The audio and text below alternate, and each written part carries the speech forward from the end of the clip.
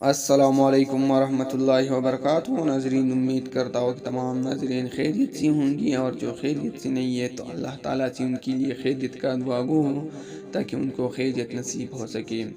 ناظرین، رمضان المبارک میں کسی روزہ دار کو افطاری کروانے کا بھی اجر و ثواب ہوتا ہے، جس کی وجہ سے پوری دنیا میں مسلمان دوسری روزہ داروں کا روزہ افطار کروانے کی کوشش کرتے ہیں۔ تاہم مصر میں ایک ایسا علاقہ بھی ہے جہاں صدیوں سے روزہ افطار کروانے کی روایت چلی آ رہی ہے۔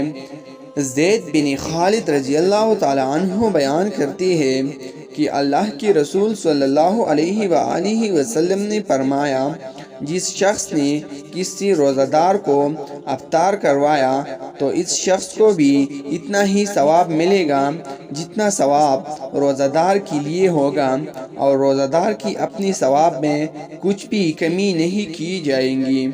رمضان المبارک میں اگر کسی روزہ دار کو افطار کروایا جائے تو ایک تو یہ کہ اس سے گناہ معاف ہوتے ہیں، دوسرا یہ کہ جہنم سے نجات کا ایک سبب بنے گا، اور تیسرا یہ کہ افطار کروانے والے کو روزہ رکھنے والے کے برابر ثواب ملے گا۔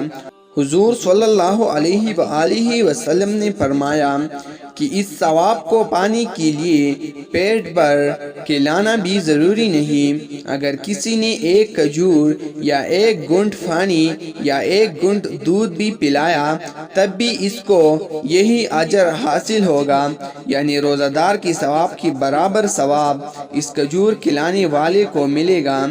اب آپ کو مصر کے بارے میں بتائیں تو مصر کی ایک علاقے میں صدیوں سے ایک خوبصورت روایت چلی آ رہی ہے، جہاں گلیوں میں دسترخوان لگاتے ہیں۔ جس گھر میں جو پکا ہے وہ افطاری سے پہلے دسترخوان کی زینت بنتا ہے۔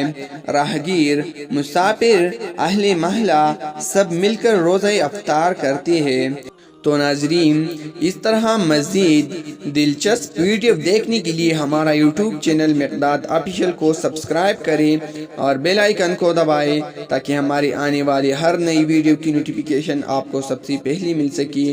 بہت بہت شکریہ۔ خدا حافظ۔